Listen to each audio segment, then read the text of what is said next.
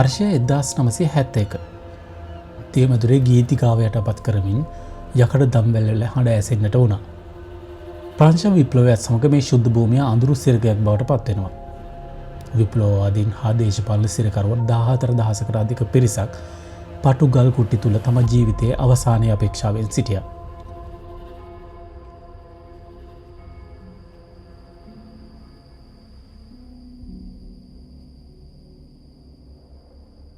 විශ්කම්භය අඩි 12කට වැඩි ටොන් ගණනාවක් බර මේ දැවැන්ත රෝදය සිරකරුවන් 5 දිනක එකවර ඒ මත නැග ඇවිදිමින් වැර යොදා කරකවන්නේ ඔවුන්ට ලැබෙන සොච්චම් ආහාර වේල පර්වතේ පාමුල ඉඳලා සිරමැදිරියට ඇද ගන්න අපේක්ෂාවෙන්. මූදේ හුදකලා වූ දූපතෙන් පැන යාම සිහිනයක් පමණක් වූ ඔවුන් සැබවින්ම ජීවත් වුණේ මලවුන් මෙන්. අද අප පාගන මේ ගල්බිම එදා දහස් ගණනකගේ ආත්මීය වේදනාවේ උණුසුමෙන් වැටුණු කඳුලින් තෙත් වී තිබුණා.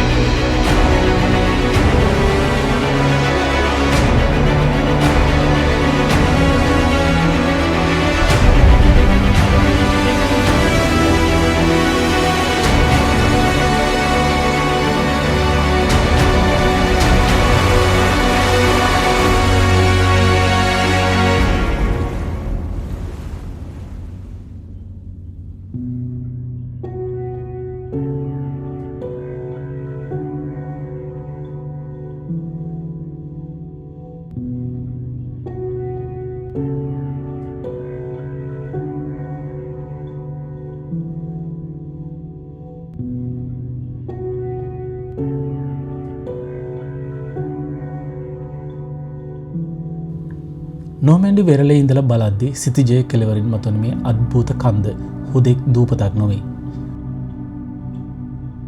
එය සෝබා දහමේ රුදුරුතම මැවුම්කරුවා සමග කරන අරගලයකි. වසර දහසකට පෙර මෙහි පැමිණීම යනු මරණය සමග කරන ක්‍රීඩාවක නිරතවීමක් වැනිය. මේ වැලිතාලාව ලෝකයේ වේගවත්ම උදම්රාල ඇති කරවන ස්ථානය ලෙස නම් දරා තිබුණා. අශ්වයක දුවන වේගයෙන් ගලායන මුහුදුරල මිළඟට කුමක් කළ යුතුද යන්න සිතන්නටත් කලින් වන්දනාවට පැමිණෙන බැතිමතුන් සිය ගණනකගේ ජීවිතවල වැලිතලාවයට සඟවන්නට සමත් වුණා.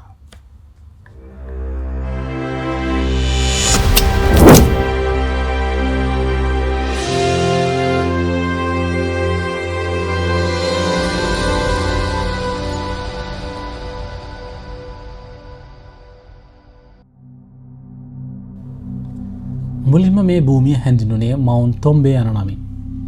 ක්‍රිස්තු වර්ෂ 708 වසරේදී මේ ආරම්භය සිදු වෙන්නේ. එවකට අවුරාවේ සිරද්දගුරු වූ ශාන්ත ඔබර්ට්ස් හට ශාන්ත මයිකල් දේවදූතයා සිහිනෙන් පෙනීමෙන් මේ හුදෙකලා ගල් දූපත මත දේවස්ථානයක් ඉදි කරන ලෙස අනකල බව කියවෙනවා. පුරාවෘත්තයට අනුව රදගුරුතුමා එකී අනටොක්කීකරුව දේවස්ථානයක් ඉදිකිරීමට දෙවරක්ම පසුබට වූ අතර තෙවනවර දීවදූතයා ඇගිල්ලින් රදගුරුතුමාගේ හිස් කබලෙත් ස්පර්ශ කර ලකුණක් තැබූ බව සඳහන්. අදටත් එම සිදුර සහිත හිස් කබල අවිරාමයෙන්ස් පල්ලියේ තැන්පත් කර තිබෙන බවට තොරතුරු තියෙනවා.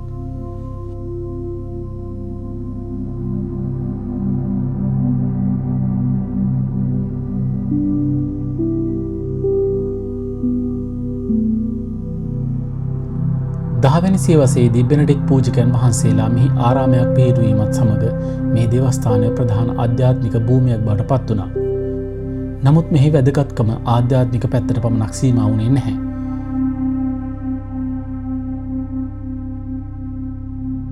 ප්‍රංශය සහ එංගලන්තය අතර පැවති සියවසේ යුද්ධයේදී ඉංග්‍රීසි හමුදාවන්ට කිසිදා යටත් කළ නොහැකි වූ එකම බලකොටුව මේ දූපත් බලකොටුව වුණා. ගෝලීය පිහිටීමත් ප්‍රචණ්ඩ උදම් රලත් ස්වභාවික ආරක්ෂක වළල්ලක් ලෙස ක්‍රියා කළා. ප්‍රංශ විප්ලවයෙන් පසු මේ දේවස්ථානය දේශපාලන සිරකරුවන් රඳවා තබන බන්ධනාගාරයක් ලෙසද කාලයක් භාවිතා කළා.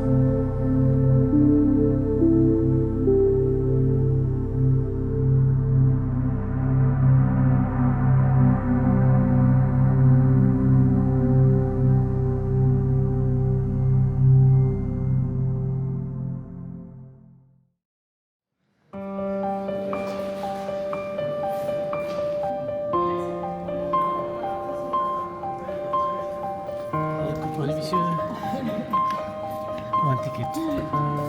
Can I pay card? Sri Lanka.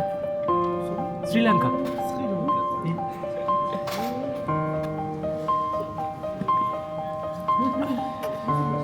Messi. Messi apa?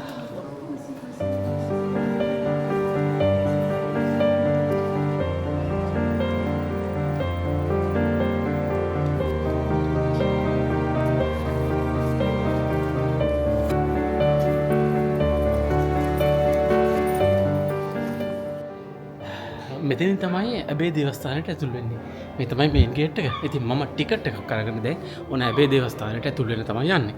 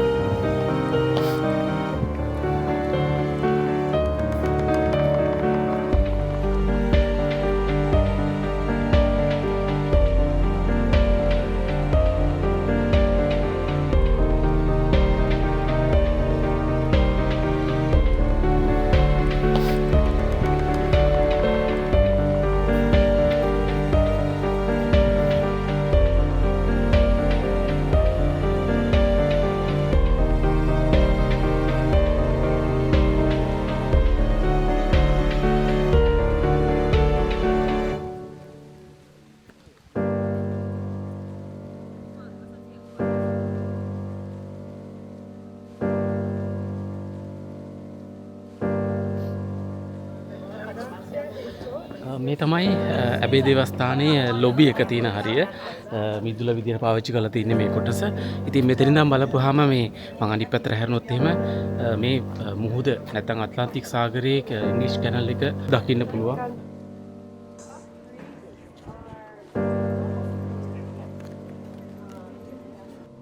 ඉතින් මම දැන් ඇතුල් වෙන්න හදන්නේ දේවස්ථානෙට. මෙතනින් තමයි ඇතුල් වෙන්න තියෙන්නේ. අපි දේවස්ථානයට ගිහිල්ලා බලමු.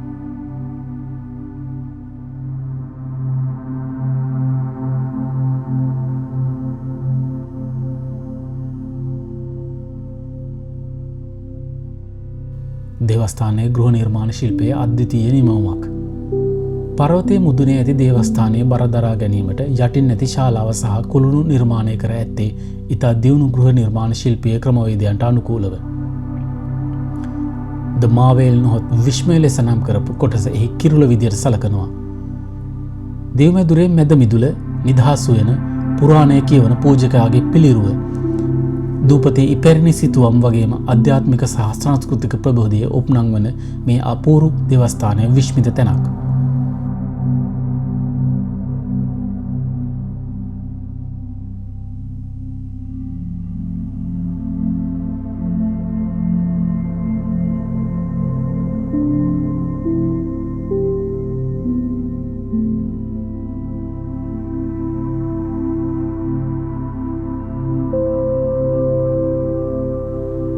දහස් ගණනක් බරගල් කුට්ටි ගොඩබිම සිට බෝට්ටු මගින් ගෙනවිත් මෙවන් විශ්මිත නිර්මාණයක් ඉදිකිරීම අභියෝගයක්. දරුණු රළ පහර සහ උදම් රළ මැදින් නැතිවන ජල කඳ අතරින් මෙතරම් මුසකට මේ අපූර්ව නිමවම ඔසවා තැබුවේ කෙසේද? එය එකල තාක්ෂණය අභිභවාගේ ඇදහිල්ලේ හවු විශ්වාසයේ ජයග්‍රහණයක් වෙන්නට ඇති. සුළු අතපසුවීමකින් පවා ඇතිවන වැරැද්දකින් මුළු ගොඩනැගිල්ලම සාගරයට ඇද වැටෙන්නට ඉඩ තිබුණා. නමුත් වසර දහසක් ගෙවිලත් අදටත් මේ ගල්පෝරු තවමත් ඍජුව නැගී සිටින්නේ අතීත මිනිසා සතු නිර්මාණ ශක්තිය සහ ඉවසීම වත්මන් ලෝකයට පසක් කරමින්.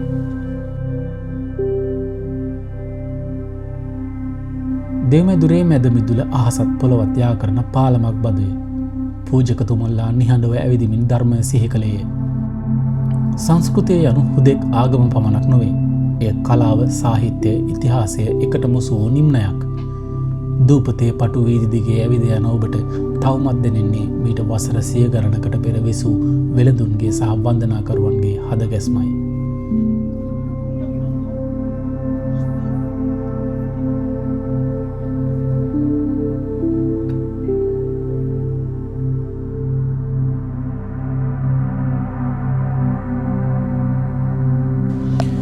ප්‍රංශ විද්‍යාවත් එක්ක මේ දේවස්ථානයේ සිරකරුවරක් බවට පත් වෙනවා.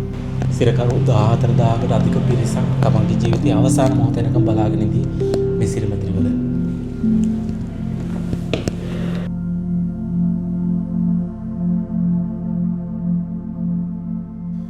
සිරගයක්ව පැවති යුගය අවසන් වී 19 වන සියවසේ අගභාගයේදී නැවතත් ආගමික පුනරුදයක් කරා ගමන් කළේය. ප්‍රංශයේ ප්‍රවීණ සාහිත්‍යදර ලේඛක වික්ටර් හියුගෝ වැනි අයගේ මැදිහත් වීමෙන් එකල මේ ජාතික උරුමයක් ලෙස ප්‍රකාශයට පත් කළා.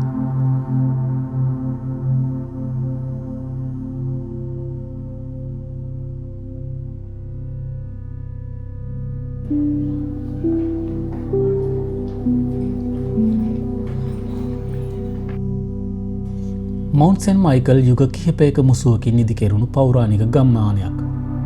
එහි ප්‍රධාන භූමිකාව හෙබ වූ ඇබේ දේවස්ථානය යනු ගෘහ නිර්මාණ ශිල්පයේ අද්විතීය තැනක් හිමිකරගත් ඉදිකිරීමක්. එය භූමියේ පිහිටීම හා හැඩයට අනුව තිරස්රේකීය ස්තර කිහිපයකට නිර්මාණය කළ අපූර්ව ගොඩනැගිල්ලක්. ධාවන සියවසේ මුල්ම යුගයේ කුඩා පල්ලියක් ලෙස නිර්මාණය වුණු මේ දේවස්ථානය සියවස් ගණනාවක් තිස්සේ සංවර්ධනය වෙමින් වැඩි දියුණු වුණා. ඉදිකිරීමේදී එය මහල් 3ක් ලෙස නිර්මාණය කිරීමෙන් දෙවියන්, නයිටවරුන් සහ සාමාන්‍ය ජනයා අතර ඇති දුරස්ථභාවය හා සමාජ මට්ටම් 3ක පැවැත්ම සංකේතාත්මකව පෙන්වුවා.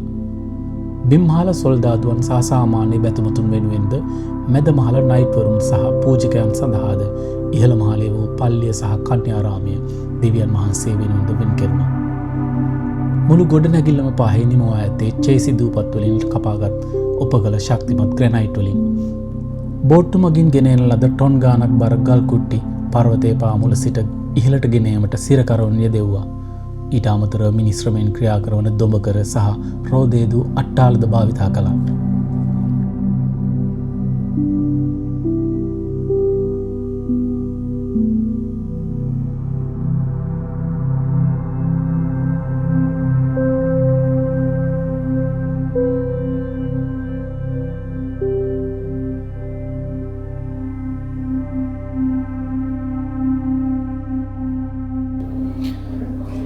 ඉතින් අර ටොන් ගානක් බර රෝදේ ඒක කරකවල තියෙන සිරකරුවෝ කීප දෙනෙක් මේක ඇතුළට නැගලා මේක ඇවිදිනකොට තමයි මේක කරකවිලා තියෙන්නේ. ඉතින් අර උඩ තියෙනවා මේකට පාවිච්චි කරපු ලණුව කඹේ ලොකු කඹයක්. ඉතින් මේකට හයි කරලා තිබෙච්ච ඩක්කුව තමයි මේ තියෙන්නේ. මේකට ලණුව දාලා තමයි මේ රෝදවලින් කරකවන ඩක්කුව දාලා තමයි මේකට පටවල තමයි බඩු ගල්ලේ මුඩට අරගෙන තියෙන්නේ හිරකරුවන්. සුවිශේෂී ගෘහ නිර්මාණ ශිල්පය සහිත කුළුණු ආරක්කු හා කැටයම් වලින් නිමවුණු දේවස්ථානය ආකර්ශනීය නිමාවක් හා වටපිටාවකින් යුක්තයි. බිම්මාලයේ අඩි 16ක් පමණ වට ප්‍රමාණයෙන් යුත් දැවැන්ත ගල් කුළුණු 10කින් දේවස්ථානයේ බර දරා සිටිනවා. ගොතික් යුගයට අයත් වහල දේවස්ථානයේ අලංකාරය තවත් වැඩි කළා. එහි බර මුළුමුණින්ම දරාගත්තේ එක පෙළට ඇවෙනු ගල් ආරුක්කු මගින්. අඩි 15ක් තරම් විශාල ගිනි උඳුන් දෙකක් සීත ඍතුවේදී දේවස්ථානයේ උණුසුම රඳවා ගැනීමට භාවිතා කර තිබෙනවා. මැදමිදුලේ ඇති ගල් කණු මුදුන්වල පලාපෙති මල් සහ විවිධ රූප සියුම් ලෙස ග්‍රැනයිට් මතු පිටෙහිම කැටයම් කර තිබීම විශ්මිත බවට තවත් සාක්ෂියක්. රජවරුන් සහ ඉහළ සමාජයේ අමුත්තන් පිළිගැනීමට භාවිතා කළ ප්‍රධාන ශාලාවක්, අල්තාරය, දේව සභාව, මණ්ඩපය, මළුව සහ වෙනත් කටයුතු සඳහාද වෙනම කාමර වෙන් කෙරුණා.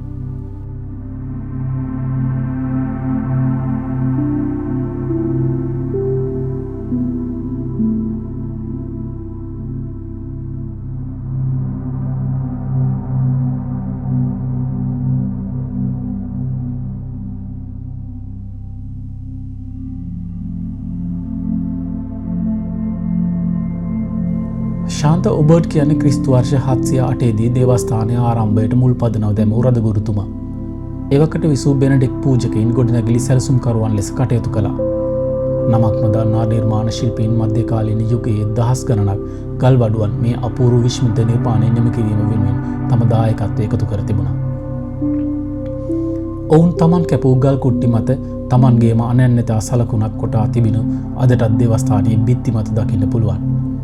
මේ මහා පර්වතය නැගී සිටින්නේ ගල් සහ බදාම නිසා පමණක් නොවේ. එය සොබා දහමේ න්‍යායන් පවා පරාජය කළ මහා ඉංජිනේරු විශ්මයක්. දහස් ගණනක් ගල් වඩුවන්ගේ දෑත්වල ශක්තිය දහඩිය කඳුළු මේ සෑම කැටයමකම සැඟවිලා ඇති. චොයිසි දූපත්වල සිටගෙන රළු ගැනයිට් නිර්මාණකරුවන්ගේ ශක්තියෙන් හැඩගන්වී අහස සිමින විශ්මිත නිර්මාණයක් බවට පත්වුණේ ඔවුන්ගේ ශක්තියෙන් හා කැපවීමෙන්.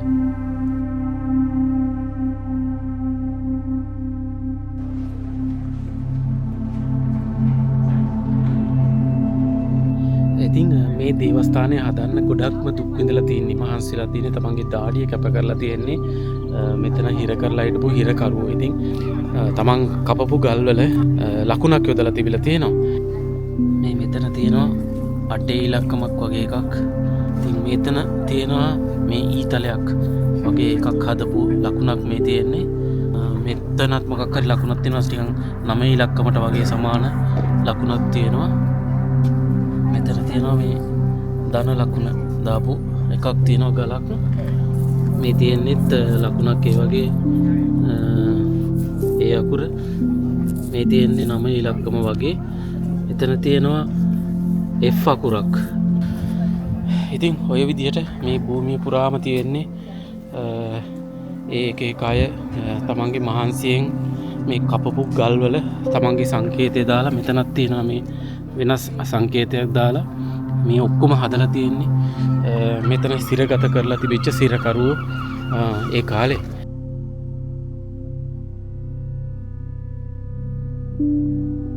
මධ්‍යකාලීන යුගයේදී සීතලෙන් ආරක්ෂා වීමට ඉදි වූ දැවැන්ත ගිනි උදුන් අසල එදා රජවරුන් රහස් සාකච්ඡා පවා සිදු කළා. අද ඒ සියල්ල නිහඬය. නමුත් ඒ ගල් බිත්ති මත ඇති සියුම් සලකුණු අදටත් අපට පවසන්නේ ලොවදිනු නිර්මාණකරුවන්ගේ හා දහඩිය වැගිරු සිරකරුවන්ගේ නොකී කතාවයි.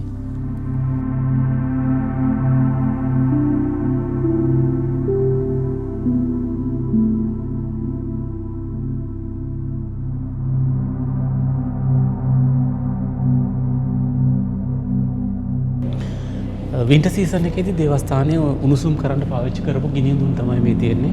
මේකයි මේ පැත්තේ එකයි. ඉතින් මේ හැම එකක්ම මීටර 5කට වඩා ලොකු අති දැවැන්ත ගිනි උඳුන් දෙකක් මෙතන තියෙන්නේ. සම්පූර්ණ දේවස්ථානයම උණුසුම් කරන්න පාවිච්චි කරලා තියෙන්නේ මේ ගිනි උඳුන් දෙක තමයි.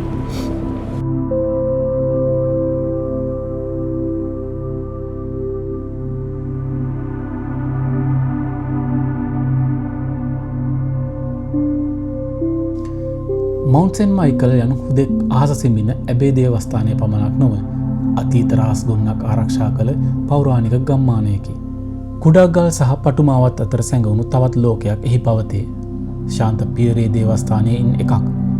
ඇබේ දේවස්ථානයට යන අතරමඟදී හමුවන එය දූපතේ වෙසෙන ජනතාවට වන්දනාව සඳහා වූ වෙන් වූ පල්ලියයි. එහි විශේෂත්වය වනුයේ අග්‍රදේවදූත මයිකල්ගේ රිදී ආලේපිත ප්‍රතිමාවයි. එය 15 සහ 16 වන සියවස්වලට අයත් නිර්මාණ ශෛලිය විදහා දක්වන පෞරාණික වස්තුවක්. ප්‍රධාන දේවස්ථානයේ ඇති තේජාන්විත බවට වඩා මෙහි ඇත්තේ ඉතා සාමකාමී නිහැඩියාවකින් යුතු පෞද්ගලික ආගමික වටපිටාවකි. කුඩා සීනෝ නාද වෙද්දී දෙවියන් වහන්සේ අප තුළම ජීවත් වන බවක් දැනේ.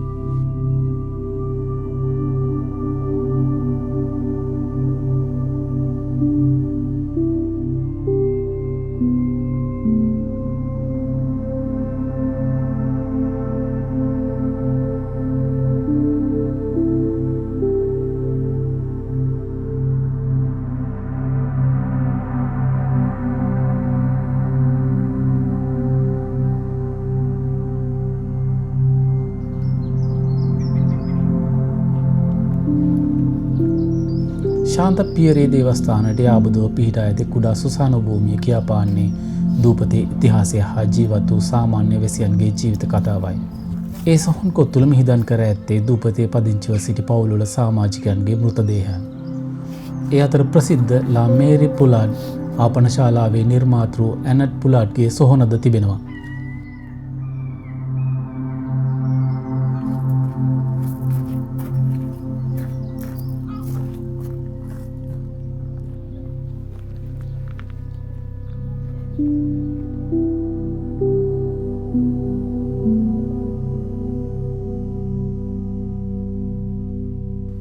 දූපත වටා දිවෙන මහා ආරක්ෂක පවර යුද සමයේ කාලතුවක්කු උණ්ඩවලට මුහුණ දුන්නේ එහි වැසියන් සුරකින පලියක් ලෙසින්. ඉංග්‍රීසි හමුදාවන්ට එරෙහිව යුද පෙරමුණට මුහුණ දිය හැකි තරම් ශක්තිමත්ව බිඳීමට නොහැකි වන පරිදි පවුර නිර්මාණය කර ඇත්තේ ශතවර්ෂ 100ක යුද්ධය හෙවත් 100 years war සමයේදීය. අද ඒ මත සිට ඈත සිටිජත් ගොඩබිමත් නරඹන්නෙකුට පෙනෙන්නේ සාගරයේ සහ ගොඩබිම අතර සිදුවන නිමක් නැති ප්‍රේමණීය ජීවන වෘත්තාන්තයයි.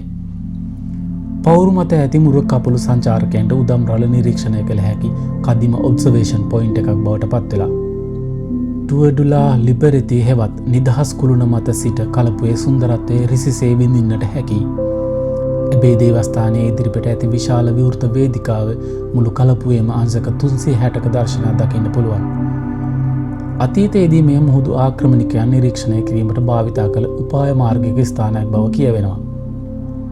ලාමේවයිල් ලෙසින් නම් කළ විශ්මය දනවන මන්දිරයේ සිට නයිට්වරුන්ගේ ශාලාව දක්වා වූ සෑම තැනක්ම මනුෂ්‍යත්වයේ උත්තරීතර බව සහ අධ්‍යාත්මිකත්වයේ ගැඹුර එකට මුසු කළ කලාගාරයක අපූර්ව සුන්දරත්වය අපට කියා දෙනවා.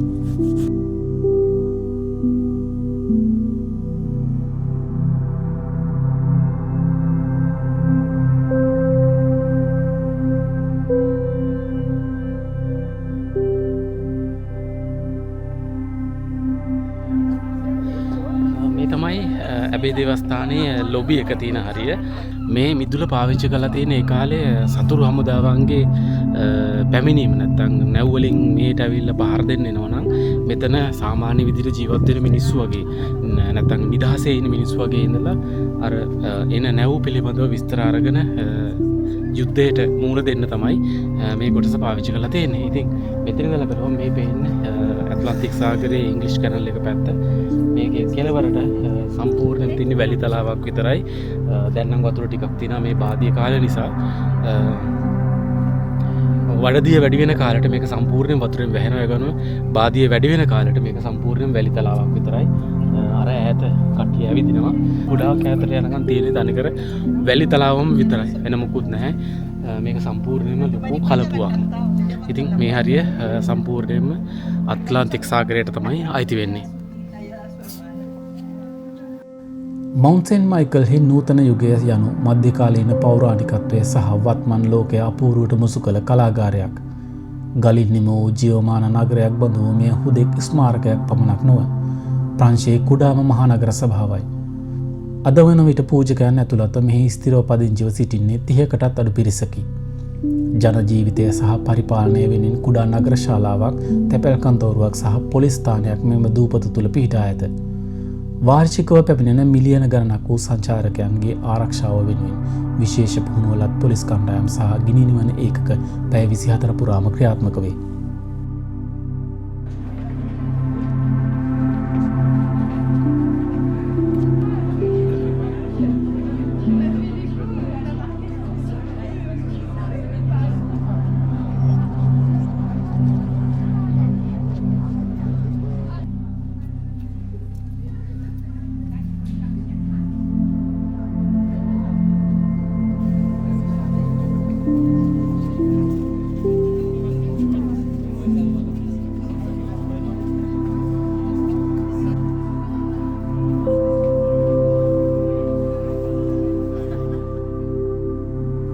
දූපතේ ප්‍රධාන වීදිය වන ග්‍රෑන්ඩ් රූ ලොව ප්‍රසිද්ධ ආපනශාලා සහ හෝටල් වලින් පිරී ඇත.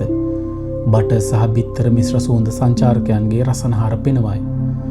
ලා මේරි පුලාඩ් කියන්නේ දූපතේ ඇති වඩාත්ම ප්‍රසිද්ධ ආපනශාලාවයි. එය 1888 සිට අද දක්වාම විවෘතව පවතිනවා. දූපතට පැමිණෙන සංචාරකයන් සඳහා පිරිනමන ඔවුන්ගේ යෝධ ඔම්ලට් ලොව පුරා ප්‍රසිද්ධය. එය තවමත් සාදන්නේ දරලිපේ තැබූ තඹ තැටිවල ඔවුන්ටම ආවේනික වූ විශේෂ රිද්මයකටයි.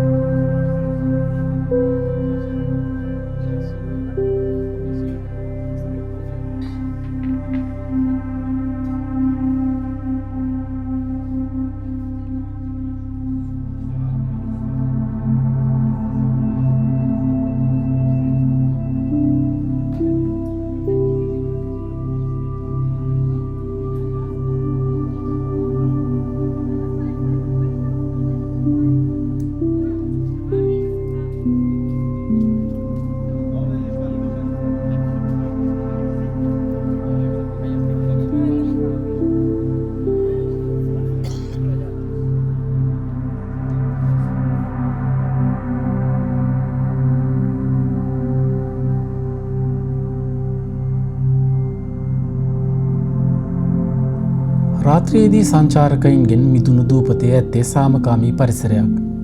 අත්ලාන්තික් සාගරයේ රළනගන හඬත් අනන්ත අහසේ තරුත් එක්ක එහි රාත්‍රියේ ගෙවා දමන්නෙකුට දැනෙන හැඟීම නම් හරිම අපූරුයි. සංචාරකයන්ට සේවා සපයන්නට දූපත තුළ හෝටල් කිහිපයක්ම ඇත. මිල ගණන් තරමක් ඉහළ වූද මධ්‍යකාලීන යුගයේ තානායමක රාත්‍රියක් ගත කරමින් ගොඩබිමෙන් වෙන්ම දූපතක හුදකලාව විඳීම මිල කළ නොහැකි අපූරු වින්දනීය අත්දැකීමක්. කොහොමුණත් මවුන්ට් සේන්ට් මයිකල් දූපතෙහි රාත්‍රී සංචාරය තරමක් මිල අධික අත්දැකීමක්. නවාතැන් සහ ආහාර කොහොමත් මිලයි. සාමාන්‍ය ආහාර වේලක්වත් නගරයේ මිලට වඩා වැඩි වන අතර සුප්‍රසිද්ධ පුලාඩි ඔම්ලට් එකක් යුරෝ 50ක් පමණ විය හැකියි. දූපත ඇතුළත හෝටල් කාමරයක් රාත්‍රියකට යුරෝ 200 සිට 500 හෝ සමහර විට ඊටත් වඩා වැඩි වන අවස්ථාත් නැතුවම නොවේ.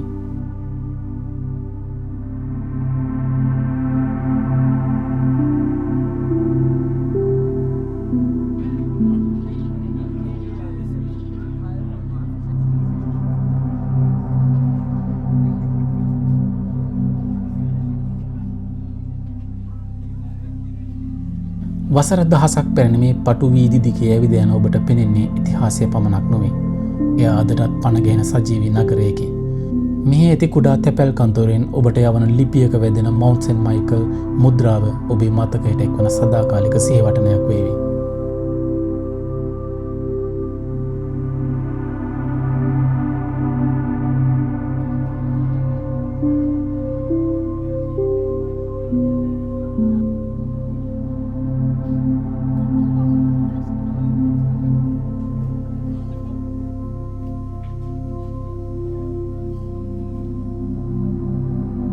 රාජ්‍ය ආයතනය, වෙළඳ සැල්, නිවාස සහ දේවස්ථාන එකම ගල් පර්වතයක් මත සහෝදරත්වයෙන් බැඳී පවතින මේ අසිරිමත් දූපත නූතන ලෝකය හා අතීතය අතර ඇති හොඳම සන්ධිස්ථානයක්.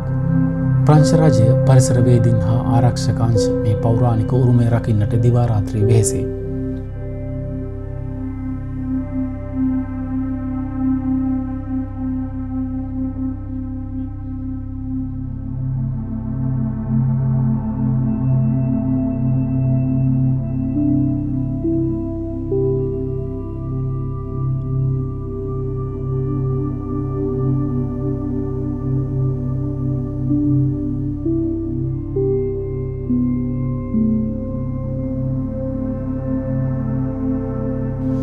උතුරු වෙරළ තීරයේ අහසත් සාගරයත් හමුවන තැනක නෝමන්ඩ් වෙරළ සිට බලන අපට පෙනෙන මේ හුදකලා පර්වතයේ ස්වභාව ධර්මයේ අපූර්ව නිර්මාණයකි.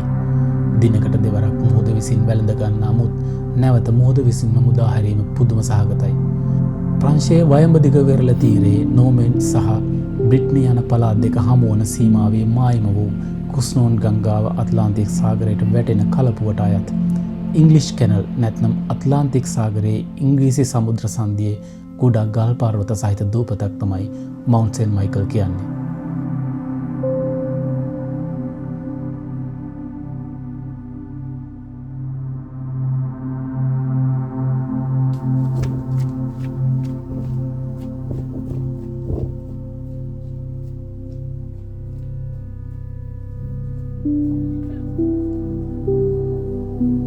කුස්නෝන් ගංගා කලපුව යුනෙස්කෝ ලෝක උරුමයක් ලෙස නම් කර ඇති අතිශය සුවිශේෂී පරිසර පද්ධතියකි. මෙහි විශේෂත්වය නම් යුරෝපයේ දරුණුම සහ වේගවත්ම වඩදිය බාධිය ඇතිවන්නේ මෙම බොක්ක ආශ්‍රිතව වීමයි. වරකය ගොඩබිමෙන් පාලමකින් බැඳී ඇති ස්මාරකයකි. තවත් වරකය සාගරයේ මැද තනි වූ හුදකලා මාලිගාවකි. මේ අද්භූත පිහිටීම නිසාම එය ආක්‍රමණිකයන්ගෙන් ආරක්ෂා වූ අතර දේවගතිවරුන්ගේ පාරාදීසයක් බවට පත්විය.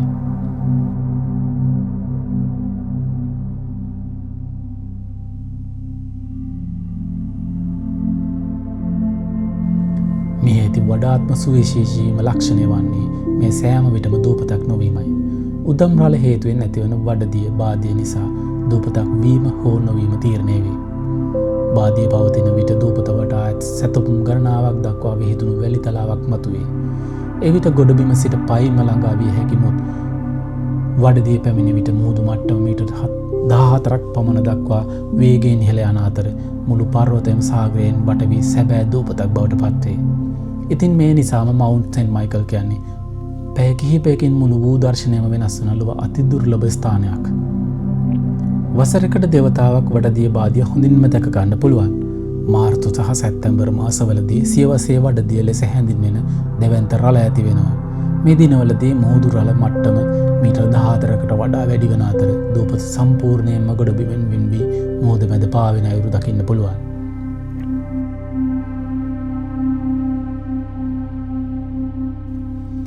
දූපතේ අයිතිය වෙනුවෙන් ඉතිහාසයේ සිටම පළාත් දෙකක් අතර මතභේද පැවතුණා.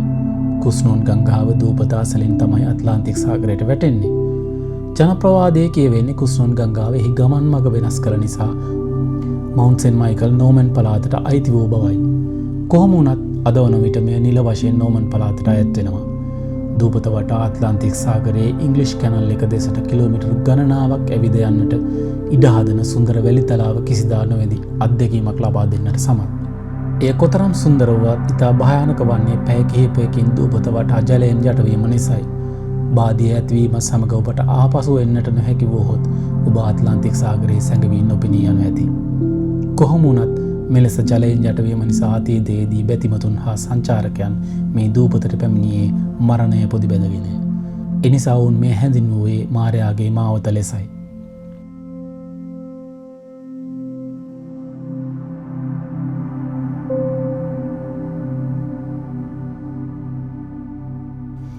වාර්ෂිකව සංචාරකයන් මිලියන 3කට ආසන්න සංඛ්‍යාවක් පැමිණෙන ප්‍රංශයේ වැඩිම පිරිසක් නරඹන ස්ථාන අතර මුල් තැනක් මවුන්ට් සෙන්ට් මයිකල් දූපතට හිමි වෙනවා. ගිම්හාන සමයේ ජූලි සහ අගෝස්තු මාසවල දිනකට 20000කට අධික සංචාරක පිරිසක් පැමිණෙන බවත් සඳහන් වෙනවා. අතීතයේ දූපතට පැමිණි අය මඩ වගුරු මැදින් ජීවිතේ පරදුවට තබා පැමිණියද අද සංචාරකයන්ට ඒ සඳහා නවීන පහසුකම් සැලසී තියෙනවා. කිලෝමීටර් 2.5ක් පමණ දිගු නව පාලම නිර්මාණය කර ඇත්තේ පරිසර පද්ධතියට හානි නොවන අයුරින්. පරිසරයේ සුරැකීම සඳහා දූපත අසලට පෞද්ගලික වාහන ගෙන යාම තහනම් කරලා තියෙනවා. සංචාරකයන් තමන්ගේ වාහන දූපතට පැමිණෙන්නට පෙර ගොඩබිමේ වාහන අංගන තුල නතර කළ යුතුයි. ෂටල් බස් සේවාවක් මගින් නව පාලම හරහා සංචාරකයන්ට ප්‍රවාහන පහසුකම් සපයා දී තිබෙනවා.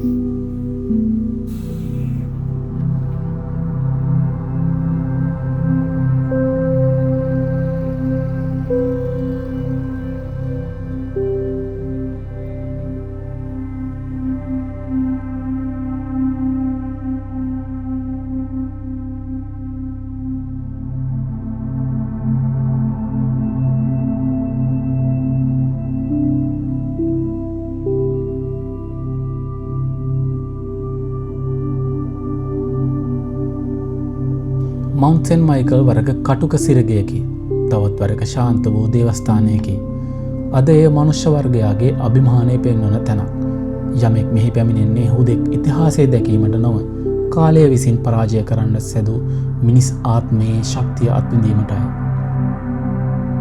මවුන්ට් සෙන්ට් මයිකල් සදාකාලිකවම සාගරය මැද බැබලෙන නොමිය සිහිනයක් ලෙස පවතිනු ඇත. වසර දහසක් පුරා මේ දූපත අපට කියා දුන්නේ එක් සත්‍යයකි. රජවරුන්, සිරකරුවන්, වන්දනාකරුවන් සහ සංචාරකයින් වැනි ඕනෑම අයෙක් පැමිණ නික්ම යන බවත් මේ ගල් පවුරු තව දුරටත් නොසැලී පවතින බවත් ඒ සත්‍යයයි.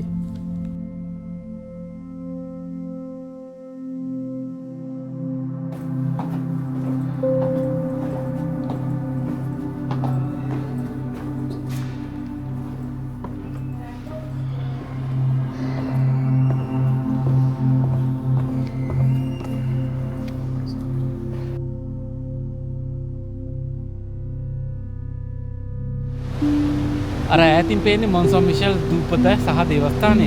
මේ තින්නේ කුස්නෝන් ගඟ. ඔයගලන්ට මතකයි නම් ඩිස්නි කාටුන් වල තියෙනවා ට්‍රේලර් එකක් ඩිස්නි පික්චර්ස් ආරම්භ වෙන තැන.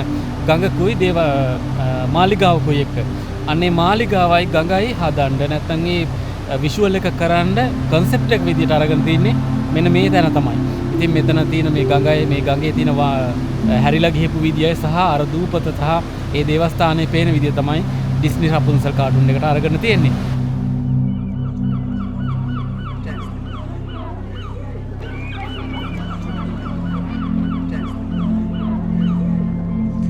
මවුන්ට් සෙන්ට් මයිකල් පණ ඇති ජීවියෙකු බඳුය. ඒ ඍතුවෙන් ඍතුවට සිය වර්ණය සහ ස්වභාවය වෙනස් කරමින් අපූර්ව සුන්දර පරිසරයක් මවයි. වසන්තයේ සහ සරත් ඍතුවේ පෝය දිනවලදී සාගරයේ ඒ රුදුරුම රළු බව පෙන්වමින් මිනිත්තු කිහිපයක් ඇතුළත වියලි වැලි තලාව මාරාන්තික දිය කඳකින් එය වසා දමන්නේ සොබාදහමේ විශ්මිත නියමයන් අපට මතක් කර දෙමින්. ගිම්හානයේ රන්වන් හිරු රැසින් නැහැවෙන මේ ප්‍රාසාදය සීත ඍතුවේදී මිහිදුම සහ හිමපතනය අතරින් සැඟවී යන්නේ අතීතයේ සිරකරුවන් විඳි සීතල සහ හුදකලාව නැවත පනවගන්වමින්. ඔබ කුමන කාලයක මෙහි පැමිණියද මවුන්ට් සෙන්ට් මයිකල් ඔබට පෙන්වන්නේ කිසිදා අමතක නොවන විනස්ම සුන්දරත්වයකි.